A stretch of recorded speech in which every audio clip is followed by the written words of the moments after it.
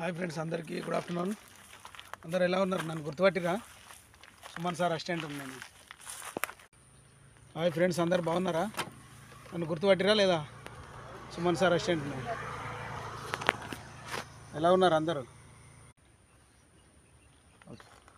చెప్పని చెప్పాలి అన్న. మీరు అనిల్ మెడకు ఉంది కదా మిషన్ స్టార్ట్ అయింది.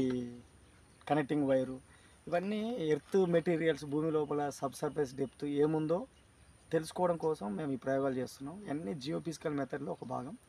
రెసిస్టివిటీ మీటర్స్, ఈ సెన్సార్స్, జియో సెన్సార్స్ అనమాట. వీటి సహాయం చేత భూమి లోపలికి మనం కరెంటు పంపిస్తాం.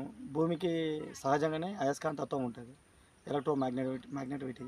దాన్ని బేస్ చేసుకొని నీళ్ళున్న దగ్గర ఒక రకమైన ఫ్లక్చువేషన్స్ వస్తాయి, బండ ఉన్న దగ్గర ఒక రకమైన ఫ్లక్చువేషన్స్ వస్తాయి. దాన్ని ఆధారంగా చేసుకొని నా గ్రౌండ్ వాటర్ సర్వేలో నాకు 2004 నుంచి అనుభవం ఉంది.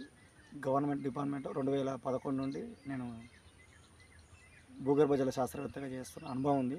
చాలామందికి నా బోర్లు నేను సర్వే చేసి సక్సెస్ అయిన వాళ్ళు మెచ్చుకుంటుంటారు, ఫెయిల్ అయిన వాళ్ళు తిడుతుంటారు. సో ఇక్కడ ఫెయిల్యూర్స్ సక్సెస్ అనేది మ్యాటర్ కాదు. నాకు వచ్చిన పనిని రైతులకు సేవ చేయడం కోసం సైన్స్ ద్వారా కూడా భూమి లోపల వాటర్ చూడవచ్చు. భూగర్భ జలంలో ఎంత లోతు వరకు వాటర్ సోర్స్ వస్తుంది, రావు అనే విషయాన్ని చెప్పొచ్చు. అంతేనండి. మీ అనుభవంలో ఇప్పుడు నా దగ్గర కంటిన్యూస్గా ఈ అబ్బాయి 2 years నుండి చేస్తున్నాడు. ఇప్పుడు 3rd year ఎంటర్ అయ్యాము. ఎట్లా నీ అనుభవం చెప్పండి. సుమన్ సుమన్ సార్తో వర్క్ చేసినప్పుడు నీకు అంతకుముందు తెలియకముందు నువ్వు నా దగ్గర జాయిన్ కాకముందు ఎట్లా ఉండే, ఇప్పుడు ఏంటి తెలుసుకున్నావు? మీ దగ్గర జాయిన్ అయిన కానీ నా ఎంఎస్సీ అయిపోయిన కానీ మీ దగ్గరనే జాయిన్ అయినా వర్క్ వస్తుంది నాకు మంచిగా. నేను వర్క్ చేయగలుగుతా అంటే నమ్మకం వచ్చింది. ప్రకారం నమ్మకం వచ్చింది. సక్సెస్ రేట్ కూడా బాగుంది. గూగుల్లో సుమన్ జియాలిస్ట్ అని కొడితే 5 star రేటింగ్ ఉంది. ఎస్. కానీ నేనేమంటున్నానంటే దీనికంటే ఏమైనా అప్డేట్ వర్షన్ వచ్చిందా? ఇప్పుడు ఇది చూస్తే ఖచ్చితంగా సక్సెస్ అవుతుందా బోరు?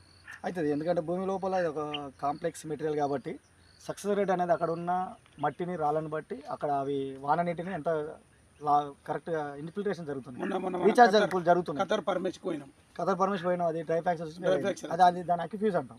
అక్యుఫ్యూజ్ అంటే మొత్తం బండ ఉందనుకో, బండలో పగులు లేకుంటే నీళ్ళు ఉండవుగా, వెళ్ళిపోతాయి. అందువల్ల ఎన్ని బోర్లు వేసినా ఫెయిల్ అవుతున్నాయి. దాన్ని చూసినావుగా, 4 వేసిన సక్సెస్ అయినా కానీ నాలుగు సక్సెస్ అయింది, ఒకటి ఫెయిల్ అయింది. సో ఫెయిల్యూర్ అనేది తెలియదు, అది మనం యాక్సెప్ట్ చేస్తాం. ఎందుకంటే నేను దేవుని కాదు కదా. ఇప్పుడు ఫెయిల్యూర్ ను కూడా మనం పరిగణలోకి తీసుకోవాలి. అవును. ఎందుకంటే అనేది కూడా మనం అనాలిసిస్ చేస్తే జనాలకు అర్థమవుతుంది.